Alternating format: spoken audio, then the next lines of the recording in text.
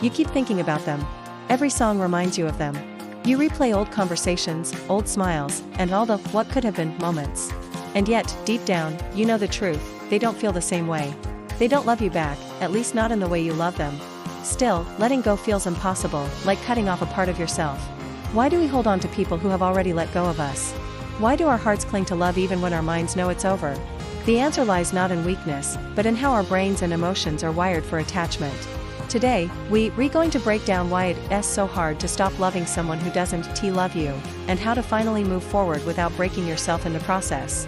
Loving someone who doesn't love you back is one of the hardest emotional experiences to go through because it activates the same parts of the brain that respond to addiction and withdrawal.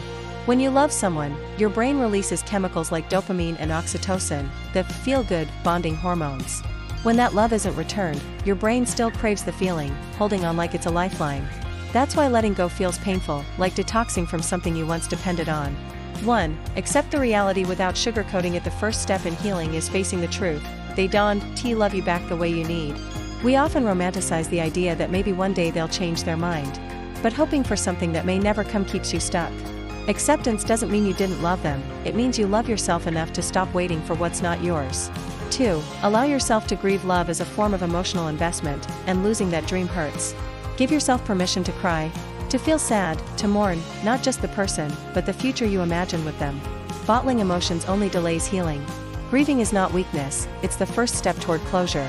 3. Cut off false hope. Triggers when you constantly see their social media posts, revisit old chats, or keep finding excuses to contact them. You're feeding the emotional attachment. It's like trying to heal a wound while picking at it every day. Set boundaries, mute their updates, take a break from unnecessary communication, and give yourself space to heal without constant reminders. 4. Focus on why it didn't work. Our brains tend to replay all the sweet moments, making us forget why things didn't work in the first place. Write down the reasons why they're not right for you, whether it's lack of respect, effort, or emotional availability. Seeing it on paper brings perspective and weakens the illusion your mind keeps holding on to. 5. Rebuild your self-worth. Sometimes, unreturned love makes us feel like we're not enough. That's not true. Their inability to love you doesn't define your value. Spend time focusing on yourself, your passions, your goals, your friendships. The more you invest in your own life, the less space rejection has to occupy.